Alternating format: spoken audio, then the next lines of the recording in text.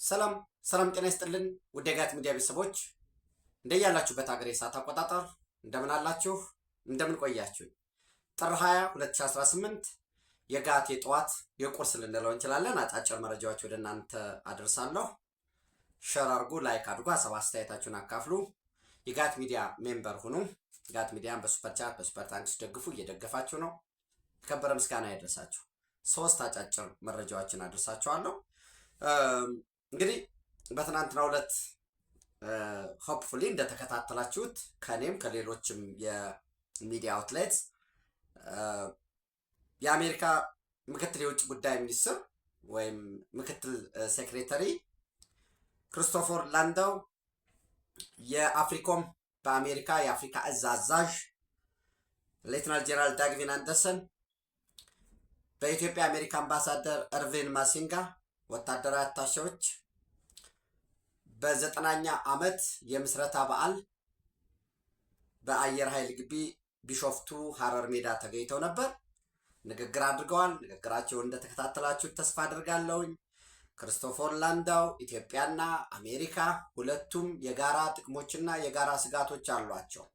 ለጥቅሞቻቸው ስኬት ስጋቶቻቸውን ለመቅረፍ ተባብረው ይሰራሉ፣ ተባብረው መስራት አለባቸው በሚል ንግግር አቅርበዋል። በተመሳሳይ ሌተናል ጄኔራል ዳግቪን አንደርሰን የአፍሪኮም እዝ አዛዥ በራሪ ናቸው እና የዓለም ቋንቋ ሁሉ ተመሳሳይ ነው ሲሉ ተናግረዋል። በዚህ ረገድ የአሜሪካን አስተዋጽኦ አጉልተዋል። በአየር ኃይል ምስረታ፣ በአየር መንገድ ምስረታ አሜሪካ ትልቅ ድርሻ ነበራት። ያንን ታሪካዊ ሁነት ላይ ተመስርተን አሁንም እንቀጥላለን በሚል ያስቀመጡት አለ። እንግዲህ በደንብ ካያችሁት መሰረት ነው በሚሉት ግቢ ውስጥ የአሜሪካ ትጥቆች የአሜሪካ ቁመና ምንድን ነው የሚመስለው እንደ ገበያ ሲባል ሆፕፉሊ እሱን የሚገመግሙ ይመስለኛል። በአብዛኛው ትጥቆቻችን ወደ ራሽያ ያመዘኑ ናቸው። ወደ ራሽያ፣ ወደ ፓኪስታን፣ የካናዳና የተወሰኑ የፈረንሳይ ትጥቆች አሉ፣ የፓኪስታን። ስለዚህ ይህንን ማመጣጠን የንግድ ማመጣጠን ሲባል ባላንስ ኦፍ ትሬድ ኢምፖርት ኤንድ ኤክስፖርት ብቻ አይደለም። ልክ ነው። አንድ ሀገር የላከው ሲቀነስ ከዛኛው ሀገር ላይ ያስገባው ኤክስፖርት ማይነስ ኢምፖርት ወይ ፖዘቲቭ ይሆናል፣ ጥሩ ነው ማለት ነው ባላንስ ኦፍ ትሬዱ፣ ወይ ኔጌቲቭ ይሆናል፣ ውጤታማ አይደለም ማለት ነው። ያ ማለት እንግዲህ የተለያዩ ዲቴልስ አሉት። እሱን ግን ማስቀጠል ይፈልጋሉ። በዚህ ረገድ ኢትዮጵያ አየር ኃይሏን በአየር ኃይል ረገድ ነው ያልኳቸው። እግረኛውን ማሳደግ እየተሰራ ነው። መካናይዝዱን ለማሳደግ የፓራሚሊተሪ ኤርቦርኑን ናቫል ቤዙ ሁለቱን እንዲደራጅ ነው እየተሰራ ያለው። ራሱ ናቫል ቤዝ አለ ባህር ኃይሉ ደግሞ ኤርፎርስ እንዲኖረው ናቪ ኤርፎርስ እንዲኖረው ሆኖ ነው የተሰራ ያለው። ተጨማሪ የአየር ኃይል ማዘዣ ጣቢያዎች ይገነባሉ። እዚህ ቦታ ምናምን ብዬ ልነግራቸው አልችልም። ስራዎች እየተሰሩ ነው። ሰፋፊ ስራዎች እየተሰሩ ነው። ሌላ ድሬዳዋ ዋና ማዘዣ ቢሾፍቱ አለ እንደምታውቁት፣ ድሬዳዋ አለ ሁለተኛ፣ ሶስተኛ መቀሌ አለ ኤራኤሮ፣ አራተኛ ባህር ዳር አለ የአየር ኃይል ጣቢያዎች። ከነዚህ በተጨማሪ አምስተኛ ለመስራት እንቅስቃሴ ውስጥ ነው ያለው። በዚህ ረገድ ፍሊት ሳይዙን በማሳደግ የኢትዮጵያ አየር ኃይል ከራስ አቅም ባለፈ በቀጠናው የራሷን የኢትዮጵያን ጥቅም፣ የአሜሪካን ጥቅም፣ የንግድ መስመሩን ደግሞ ጤናማነት ወይንም ይሄ ማሪታይም ሴፍቲ የሚባለውን ለማረጋገጥ እየተሰራ ነው ያለው። ከዛ ንግግር ካደረጉ በኋላ ተዘዋዙረው የኤር ኤክስፖን ወይንም የአቪዬሽን ኤክስፖን ከጎበኙ በኋላ ይቅርታ ወደ ዋናው ማዘዣ ወደ መከላከያ ሄድኳርተር ነው የመጡት። በዛም ከመከላከያ ሚኒስትር ክብርት ኢንጂነር አይሻ መሐመድ እና ከውጭ ጉዳይ በመከላከያ ውጭ ጉዳይ ዳይሬክቶሬት ጋራ ከብርጋዴር ጀነራል ተሾመ ጋር እና ከሌሎች ጋራ በመሆን ውይይት አድርገዋል። በውይይታቸውም ክብርት የመከላከያ ሚኒስትር ኢንጂነር አይሻ መሐመድ የኢትዮጵያና የአሜሪካ ግንኙነት የቆየ ትራዲሽናል ማለት የቆየ ነው። ነገር ግን ከኢትዮጵያ ፍላጎትም ከቀጠናው ፍላጎትም ከዓለም አቀፍ እውነትም አንጻር ፍላጎታችንን የበለጠ ማሳደግና በጸጥታና ደህንነት በጋራ ግቦችና ፍላጎቶቻችን ላይ መስራት እንፈልጋለን በሚል የተቀመጠ አለ። በተመሳሳይ ደግቪን አንደርሰንም ኢትዮጵያ የኛ አጋራችን ነች፣ ከምን ጊዜውም በላይ አጋራችን ነች፣ የኢትዮጵያን አቅምም አብረን ለማጠናከር አብረን ለመጠቀም ፍላጎት አለን በሚል ንግግሮች ቀርበዋል። ሄድኳርተሩን ማዘዣውንም ተዘዋውረው ጎብኝተዋል ማለት ነው ምድረ ግቢውን። እንግዲህ ዛሬ ጠዋት ጥር 20 ወይ በፈረንጆች ጃንዋሪ 28 2026 በጠዋት ፕሮግራም ከክቡር ጠቅላይ ሚኒስትር ዶክተር አብይ አህመድ ጋር በጠቅላይ ሚኒስትር ጽህፈት ቤት ውይይት ይኖራቸዋል። በዛም በአብዛኛው በ3 ነጥቦች ላይ ያጠነጥናል ተብሎ ነው የሚጠበቀው። የመጀመሪያው አስቀድሜ ያልኳቸው የንግድ ሚዛንን ማስጠበቅ፣ ምንም ጥርጥር የለውም ኢትዮጵያ ከአሜሪካ አንጻር ሲታይ ባላንስ ኦፍ ትሬዳችን ኔጌቲቭ ነው፣ ሰርፕለስ የለንም። እኛ የፈለገው ቡና ብንልክ የፈለገው ለአሜሪካ ብንልክ አንድ አይተም ስንገዛ አንድ አውሮፕላን ከነሱ ስንገዛ ያበቃል። ታስታውሳላችሁ? ለምሳሌ 9 ቦይንግ አዘዘናል። በ30 ጀምሮ የምንቀበላቸው ከ4 ዓመት ነው 31 ላይ መጀመሪያ 31 30 መጨረሻ 31 መጀመሪያ አካባቢ መጀመሪያውን እንረከባለን 2 አውሮፕላኖች። ሰው ባላንስ ኦፍ ትሬዳችን እኛ ሮ ማቴሪያል ወይ የተወሰነ ፕሮሰስ የተደረገ ነው የምንሸጠው ለነሱ። እነሱ ግን ያለቀለት አንድ ቴክኖሎጂ ሲሸጡልን ባላንስ ኦፍ ትሬዳችን ኔጌቲቭ ነው። ግን ስቲል የኢትዮጵያ ገበያ አንታፕድ ነው፣ አንተችድ ነው። እዚህ ላይ ኢንቨስት ማድረግ ይፈልጋሉ። ለምሳሌ ሱኮይ 30 ወይም ሱኮይ 57 እኛ እንገዛለን የኢትዮጵያ አየር ኃይል። ስቲል በዚህ ገበያ ውስጥ መሳተፍ ይፈልጋሉ እነሱ የበለጠ የእነሱን ገበያ እንድንገዛ ማለት ነው። ሱኮይ 35 ሱኮይ 30 ሱኮይ 57 ወይንም ጄፍ 17 ተንደር የፓኪስታኑን እንዲሁ ቢያንስ እያወራ ያለሁት ከአየር ኃይል አንጻር ተነስቼ ነው። ያክ 130 የሚባለውን የሩሲያ ሰራሽ የ4ኛና የ5ኛ ትውልድ ማሰልጠኛ ስንገዛ ከነሱ እንድንገዛ ይፈልጋሉ። በዚህ ዙሪያ ላይ የንግድ ሚዛንን በተመለከተ ማመጣጠን ልንለው አንችልም ከኢትዮጵያ ጋራ። ምክንያቱም ባላንስ ኦፍ ትሬዱ ያልተመጣጠነው ከቻይና እና ከአሜሪካ ጋር ምናምን ሲታይ እንጂ ከኛ ጋር የኛ በጣም ኔጌቲቭ ነው። እኛ ደግሞ የበለጠ አገዋ እንዲለቀቅልን ማዕቀቦች እንዲነሱ ያለን በንግድ ዘርፉ ለፕራይቬቱ ለውጭ ኢንቨስተሮች የሚመች ሁኔታ ምቹ የንግድ ሁኔታ ማመቻቸታችን እሱ እናሳያለን። ይህን ደግሞ ቅረፉ የሚባለውን ደግሞ እናያለን ከራሳችን ፖሊሲ አንጻር። የመጀመሪያ የንግድ ሚዛንን ማመጣጠን ነው። ሁለተኛ ምቹ የንግድ ሁኔታን ማረጋገጥ በህግ በአሰራር በፖሊሲ። ሶስተኛው የሰላምና ደህንነትን ማስፈን በሚባለው በቀጠናዊው በዓለም አቀፋዊ ሁኔታ በዚህ ረገድ በቀይ ባህር ጉዳይ ኢንተረስት አለ። የመጀመሪያው ቀዳሚ ጉዳያችን ይሄው እኛ ያለን ይሄ ነው። በዚህ ምክንያት ነው ሚስ ያደረግነው ከቀይ ባህር ቀጠና እዚህ በ30 ኪሎ ሜትር በ40 ኪሎ ሜትር ርቀት ቁጭ ብለን ባልታወቀ በሴራ ተዘግቶብን ይህን ልንኖር አንችልም። ይሄ ካልተረጋገጠ እኛ ብንተው እንኳን ሰላም ሊሆን አይችልም። በቀጠናው ደግሞ ልክ ሌሎች ቡና፣ ሰሊጥ፣ ቆዳ አቅማቸው የፈቀደውን ኤክስፖርት እንደሚያደርጉ ሀገራት እንዳሉ ነው። ወርቅን ጨምሮ ሶፊስቲኬትድ የሆነ ቴክኖሎጂ ኤክስፖርት የሚያደርጉ እንዳሉ ነው። ሽብርን ደግሞ ኤክስፖርት የሚያደርጋል። ሶማሊያ ላይ ሽብርን ኤክስፖርት የሚያደርግ፣ ለኢትዮጵያ ሽብር ኤክስፖርት የሚያደርግ፣ ሱዳን ላይ ኤክስፖርት የሚያደርግ በቃ በጦርነት ሞደስ ኦፕራንዲው ጦርነት የሆነ አምባገነን የሻዕቢያ ኃይል አለ። እሱን ከስሩ መንቀል ሌላ ዲሞክራሲያዊ የሆነ ተገማች የሆነ ለኢትዮጵያም ጥቅም ለአሜሪካም ጥቅም ለቀጠናው ጥቅም ለራሱ ለኤርትራ ህዝብም ተጠቃሚነት ሲባል ይህንን የጦርነት ነጋዴ መንቀል በሚያስፈልግበት ሁኔታ በዚህ ዙሪያ አንዱ የቀይ ባህር ቀጠና ሰላም ስለሆነ ሌላው ኢትዮጵያ አስቀድሜ እንዳልኳችሁ ሲያክሰስ እንዲኖራት አሁን ኢትዮጵያ የባህር በር ያስፈልጋታል የሚለው ዓለም አምኗል። ወዳጆች በሙሉ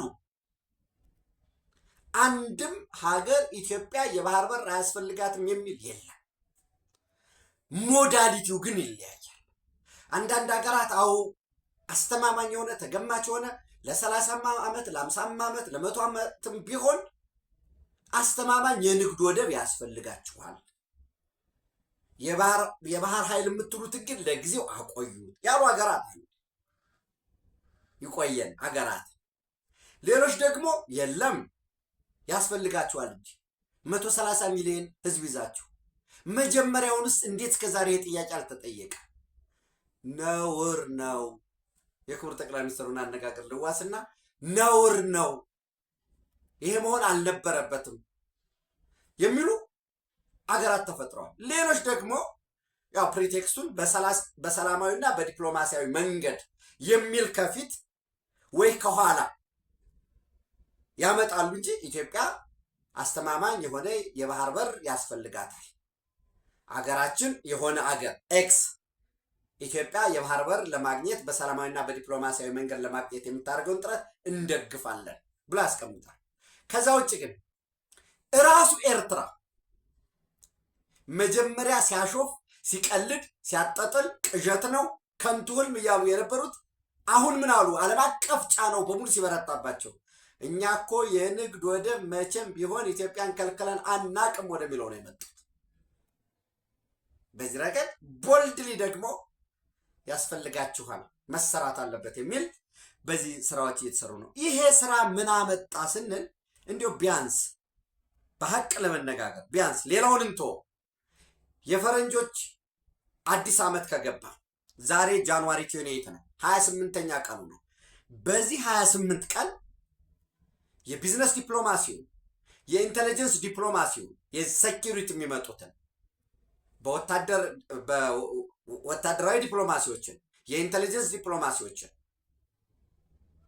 የMI6 MI5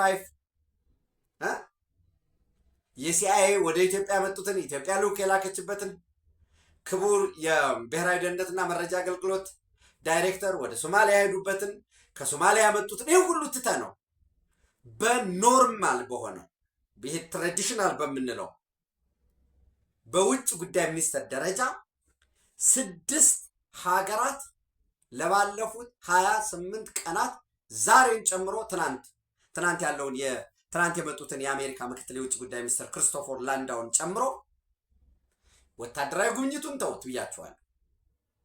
በወታደር በጸጥታና ደህንነት በሴኪሪቲ እነዚህን ሁሉ እንተዋቸው። የ6 ሀገራት የውጭ ጉዳይና ምክትል የውጭ ጉዳይ ሚኒስትሮች ኢትዮጵያ ውስጥ ነበሩ። ለምሳሌ ጀርመንን እንውሰድ። የጀርመን የውጭ ጉዳይ ሚኒስትር ጀርመን በአውሮፓ ውስጥ እንግዲህ የምታውቁት ነው፣ ግዙፉ ኢኮኖሚ ነው፣ የኢሮፒያን ዩኒየን ማዕከል ነው፣ ተገዳዳሪ ነው፣ ቨርሳታይል የሆነ ደግሞ ኢንዱስትሪ ነው ያለው። ኢንዱስትሪውን ወደ ጦርነት መቀየር ይችላል። በጣም ቢበዛ በ2 ወር ውስጥ እስከ 3 ወር ውስጥ ባለው ደግሞ ኒውክሌር መታጠቅ ይችላል። ትራክተር የሚያመርቱ ፋብሪካዎቻቸውን ሞዲፊኬሽን ሰርተው ወደ መድፍ ማምረቻ መቀየር ይችላሉ። ቨርሳታይል የሆነ ኢኮኖሚ ያላቸው ግዙፍ ኢኮኖሚ ነው ያለው። በመካከለኛ ኢንዱስትሪዎች ላይ የተመሰረተ ኢንተግሬትድ የሆነ የጀርመን ውሳኔ የአውሮፓ ህብረትን በአብዛኛው የሚወስን ነው። የጀርመን የውጭ ጉዳይ ሚኒስትር ዶክተር ጆሃን ዋድፉሊን ኢትዮጵያ ነበሩ። የኢትዮጵያ አየር ኃይልን ሄደው የኢትዮጵያ አየር መንገድን ተዘዋውረው ጎብኝተዋል። በጋራም ሊሰራበት የሚችለውን እድል ፋይናንስ ከማቅረብም ስራም እስከ መውሰድ በዛ ተወያይተዋል። ከክቡር ጠቅላይ ሚኒስትሩ ጋር ነበሩ፣ መክረዋል። ኢትዮጵያ አስተማማኝ አጋር ነች የሚል ነው ንግግር ያደረጉ። በተመሳሳይ የጃፓን ምክትል ውጭ ጉዳይ ሚኒስትር ኩኒሚትሱ አያኖ ኢትዮጵያ ነበሩ በጃንዋሪ 12 ከ2 ሳምንት በፊት። በዛም የጃፓኗ ምክትል የውጭ ጉዳይ ሚኒስትር እንዳልኳችሁ ኩኒሚትሱ አያኖ ኢትዮጵያ ውስጥ በነበራቸው ቆይታ ከ48 በላይ የንግድ ተወካዮችን ይዘው ነው የመጡ። ከ30 ፋክቶች ስለሆኑ ፋክት እንዳላዛባ ብዬ ነው ቁጥሩን እያየሁ ያለሁት። ጃፓን ከ35 በላይ የጃፓን ካምፓኒዎች የተውጣጡ 48 የንግድ ተወካዮችን ይዘው ነው የመጡ። ከውጭ ጉዳይ ሚኒስትር ዶክተር ጌዲዮን ጢሞቴዎስ ጋር ተወያይተዋል። የጃፓንና የኢትዮጵያ የቢዝነስ ፎረም ላይ ተሳትፈዋል። በዛም ጃፓንና ኢትዮጵያ ታሪካዊ የሆነ ግንኙነት አላቸው። ይህን ግንኙነታችንን የበለጠ ለማሳደግ እንሰራለን። ኢትዮጵያ ኩፕ 32 አዘጋጅ ነች፣ በዛም እንሳተፋለን። ኢንቫይሮንመንታል ሴንሲቲቭ የሆነ ግሪን ቴክኖሎጂን ወይም ይሄ ግሪን ፕሮዳክሽን ሲስተምን ብክለትን ቀናሽ የሆኑ ምርቶች ላይ ለመስራት በኃይልም በመሰረተ ልማት ፍላጎት አለን በሚል የተቀመጣለ። በዛም እንግዲህ በኢትዮጵያ በኩል የተሻሻሉ በህግና በአሰራር ይሄ ወይም አስቀድመን ምቹ የንግድ ሁኔታን ለማረጋገጥ የኢትዮጵያ የሀገር በቀል ኢኮኖሚክ ሪፎርም ያስገኛቸው ለውጦችን ድሎችን ከጃፓን የሚፈለገውን በኢንቨስትመንትም በድጋፍም ይሄ የቀረበበት ሁኔታ አለ ማለት ነው፣ የኩፕ ሰርቲቱን ጨምሮ። ሌላ እንግዲህ የኖርዌይ ምክትል ውጭ ጉዳይ ሚኒስትርም በተመሳሳይ ጃንዋሪ 21 ልክ የዛሬ ሳምንት ኢትዮጵያ ነበሩ። አንድሪያስ ክርቪች እንዲሁ የኖርዌይም ኢትዮጵያ ውስጥ በነበሩበት ወቅት ሁለቱ ኢትዮጵያና ኖርዌይ ያላቸውን ግንኙነት የበለጠ ለማጠናከር ከእርዳታና ድጋፍ በመውጣት ኢንቨስትመንት ላይ ወይም በጋራ መጥቀም በሚያስችሉ ኢንዱስትሪዎች ላይ ለመሳተፍ ፍላጎት እንዳላቸው የገለጹበት ሁኔታ ነው ያለው ማለት ነው። የኖርዌይ ምንድነው የተቀበሏቸው? አምባሳደር ሀደራ አበራ ናቸው የተቀበሏቸው የኢትዮጵያ ምክትል የውጭ ጉዳይ ሚኒስትር። በዚህም በኖርዌይ እና በኢትዮጵያ መካከል ሎንግ ስታንዲንግ ባይላተራል ሪሌሽን ቢትዊን ኢትዮጵያ ኤንድ ኖርዌይ ኤንድ ኤክስፕረስ ኢትዮጵያስ ዲዛይር ቱ ፈርዘር ኮንሶሊዴት ኮኦፐሬሽን አክሮስ ኤሪያስ ኦፍ ሚቹዋል ኢንተረስት በጋራ ፍላጎት ላይ የበለጠ አጠናክሮ ለመቀጠል ፍላጎት ተገልጿል። በተመሳሳይ ልክ እንደ ጃፓን ሁሉ ክላይሜት ሬዚሊየንት ግሪን ኢኮኖሚ ለበረሃማነት ወይንም ምንድነው ለአየር ለውጥ የማይበገር ጠንካራ ኢኮኖሚ በመገንባት ሂደት የኖርዌይን ምንድነው ይሄ የካበተ ልምድ ለማጋራት ኢትዮጵያ በምታዘጋጀው ኩፕ 32 ላይ ኮንፈረንስ ኦፍ ፓርቲስ ላይ ኖርዌይ የገንዘብም የልምድም የሙያም ድጋፍ እንደምታደርግ ስምምነት ላይ የተደረሰበት ነው። ሌላው የኢትዮጵያ ወሳኝ የኢኮኖሚ ወሳኝ ፖለቲካ ወሳኝ የዲፕሎማሲ አጋር የሆነችው የአረብ ኤሚሬትስ የዩናይትድ አረብ ኤሚሬትስ ምክትል የውጭ ጉዳይ ሚኒስትር ሼክ ሻክቡት ቢን ናህያን አልናህያን በተመሳሳይ ኢትዮጵያ ውስጥ ነበሩ። ኢትዮጵያን ጎብኝተዋል። በጉብኝታቸውም የውጭ ጉዳይ ሚኒስትር ጌዲዮን ጢሞቴዎስ ዶክተር እንዲሁም የገንዘብ ሚኒስትር አህመድ ሸዴን አግኝተዋል። የኢትዮጵያን የሀገር በቀል ኢኮኖሚ ሪፎርም ማሻሻያ ለመደገፍ ዩናይትድ አረብ ኤሚሬትስ ልክ ከመቼውም በላይ ዝግጁ መሆኗን የሚያስፈልጉ ድጋፎች ቴክኒካዊም ሙያዊም በፋይናንስ በኩል ለመርዳት ዝግጁ ነን በሚል የቀረበበት ስምምነቶች የተፈጸሙበት ነው ማለት ነው። ስለዚህ አሁን ደግሞ የአሜሪካ ምክትል የውጭ ጉዳይ ሚኒስትር ክሪስቶፈር ላንዳው ኢትዮጵያ ናቸው። እንዳልኳችሁ በዚህ ሰዓት ከክቡር ጠቅላይ ሚኒስትር ዶክተር አብይ አህመድ ጋራ በንግድ ሚዛን ማመጣጠን፣ ምቹ የንግድ ሁኔታ ማረጋገጥ፣ ዓለም አቀፍና ቀጠናዊ አህጉራዊና ዓለም አቀፍ በሰላምና በደህንነት በተለይ ሽብርተኝነትን በመመከት በጋራ የቀይ ባህር ሰላምን ወይም የዓለምን ሰላም በማረጋገጥ ረገድ ምክክር ላይ ናቸው ማለት ነው። የዚህን ውጤት እንደደረሰን እንግዲህ በኋላ ወደ እናንተ ማድረሳችሁ ይሆናል ማለት ነው። ሌላው እንግዲህ ምሽቱንም እስካሁንም ባለው እየወጡ ያሉ መረጃዎች በኢራን በአሜሪካና በእስራኤል ያው ኢራን አሜሪካ ስንል አሜሪካ ካለ እስራኤል አለ። በዛ መካከል ውጥረቱ እንዳየለ ነው። በኢራን በኩል ለሙሉ ጦርነት ዝግጁ ነን፣ ነገር ግን ዲፕሎማሲን ድርድር እናስቀድማለን በሚል የገለጹበት ሁኔታ አለ። ሚቹዋሊ ፕሪፔርድ ፎር ዋር ብለው ያስቀመጡት አለ። ሚቹዋሊ ፕሪፔርድ ፎር ዋር በት ፕራዮሪታይዝ ዲያሎግ አሚድ ስትሪትስ በሚል የተገለጸ አለ። ነገር ግን በመጀመሪያው የዶናልድ ትራምፕ ዘመን የአሜሪካ የውጭ ጉዳይ ሚኒስትር የነበሩት ስቴት ሴክሬታሪ ማይክ ፖምፒዮ ከኢራን መንግስት ጋራ መደራደርና የኢራን መንግስትን አምኖ መቀበል ከባድ ነው ያለው አማራጭ ብቸኛው አማራጭ ይህንን ስርዓት ከስሩ መንግሎ መጣል ነው በሚል ያስቀመጡት አለ። በስርዓቱን ከመቀየር ውጭ ያለው ድርድር ጠቃሚ አይደለም፣ ተገማችም አይደለም፣ ማስወገድ ላይ ብቻ ትኩረት መደረግ አለበት በሚል እየተቀመጠ አለ። ከሁለት ቀን በፊት ወደ እናንተ ለማድረስ እንደሞከርኩት ለምሳሌ ዘ ጀሩሳሌም ፖስት may impose blockade on Iran rather than kinetic attack ይሄ ፈጣን ተገማች ያልሆነ ይሄ ንዝረት ያለው kinetic attack ከዛ በፊት ብሎኬድ ሊሆን ይችላል። ሆርሙዙን መዝጋት፣ በኢንዲያን ኦሽን በኩል ነዳጅ እንዳይሸጥ ምናምን ይህን መዝጋት ሊሆን ይችላል በሚል ከዛ ጋር ተያይዞ የአልጀዚራ ከተሳትኩኝ በኋላ አርመዋለሁኝ የምርመራ ጋዜጠኞች የኢራን ዘይት እንዴት ወደ ማይናማር እንደሚሄድ ሁሉ ዶክመንተሪ የሰሩበት ሁኔታ ቸክ አረጋለሁ። እሱን ኖት ይዤ ይህንን ሊያደርጉ ይችላሉ፣ ብሎኬድ ሊያደርጉ ይችላሉ በሚል የተቀመጠ አለ። እንግዲህ ኢራን 25,000 ገደማ ሰራዊት ይዛ ልምምር ላይ ነች። በተመሳሳይ ጥቃት ከተፈጸመብኝ ጥቃት የምፈጽምባቸው በሚል ማፖችን አስተዋውቀዋል።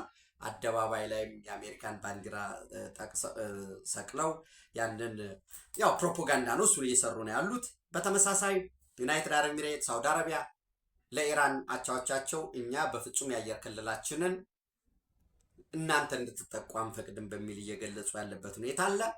ዶናልድ ትራምፕ ትናንት በምርጫ ቅስቀሳቸው ሌላው ሁለተኛ ቢዩቲፉል አርማዳ ይሄ ምንድን ነው አጀብ ያለ ተዋጊ የጦር ማሽኖች ወደ ሚድል ኢስት እያቀኑ ነው ብለዋል። ዩኤስኤስ አብርሃም ሊንከን እንግዲህ በጣም ግዙፉ የሚባለው የጦር መርከብ አንዳንድ ጽሁፎች የሚወጡት የግንኙነት ሳተላይቱን አጥፍቶ በቀጠናው እየተንቀሳቀሰ ነው። ኦን የሆነው ዲቴክት የሚያደርገው በአካባቢው የሚተላለፉ መርከቦችን ዲቴክት የሚያደርግ ብቻ እንጂ ምንም አይነት ግንኙነት አውታሮች ዝግ ናቸው የሚል አለ። ታቲስ ኦል አባውት ከውጊያ በፊት ያለ ቅስም መስበር ፕሮፓጋንዳ ሳይኮሎጂካል ዋርፌር ነው። እሱን እናያለን። የሂዝቦላ እንግዲህ ሂዝቦላ አሁን ባለበት ሁኔታ ሞሮለስ ከሌለ ነው የሚቆጠረው። ግን ያው ከሌለም ፖለቲክስ ዜሮም ስላልሆነ ናይም ቃሲም ኢራን ላይ ጥቃት የሚፈጸም ከሆነ ጥቃት እንፈጽማለን በሚል ያስቀመጡት አለ። በባለፈው ከኢራቅ በኩልም የኢራቅ ሚሊሻዎችን በተመሳሳይ እሱን እየተናገሩ ነው። ግን አሁን ላይ ሀውቲም በተመሳሳይ ያን ይላል። ግን አሁን ላይ ያን ያህል ጠንካራ ሆኖ ስጋት ሊጋርጥ የሚችል አጋር ወይም ፕሮክሲ ኢራን የለውም።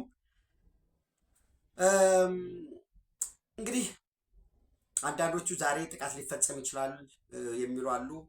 ዛሬ አንዳንድ ደግሞ ጽሁፎችን ለምሳሌ ሳይ ኖ ማዕቀብ ብሎኬድ አድርጎ ሊያቆይ ይችላል፣ ድርድር ሊካሄድ ይችላል። ድርድር ከተካሄደስ በምን ሁኔታ ስርዓቱ ሊወድቅና ሴፍ ኤግዚት ሊሰጠው ወይስ ምንድን ነው የሚሉ የሚያስቀምጡ አሉ። እንግዲህ ከዚህ በፊት ሩቢዮ የተናገሩት ነገር አለ። ለቬንዙዌላ ፕሬዚደንት በተደጋጋሚ እንዲደራደር እድል ሰጠነው ነበር፣ ግን እድሉን ስላልተጠቀመበት ማዱሮ አሁን ባለበት አለ ብለው እስር ቤት መሆኑን ጠቅሰው ነበር። በተመሳሳይ አያቶላህ ጋር እንደዚህ ሊተገብሩ ይችሉ ይሆን ምንድን ነው የሚለውን አብረን አፕዴት እንከታተላለን። በጋት ውሎ በጋት ዕለታዊ ወደ እናንተ ደርሳለሁ። አብራችሁ ስላላችሁ አብራችሁ ስለምትሆኑ እጅግ አድርጌ አመሰግናለሁ። ኢትዮጵያ በክብር ለዘላለም ትኑር። ቴንክ ዩ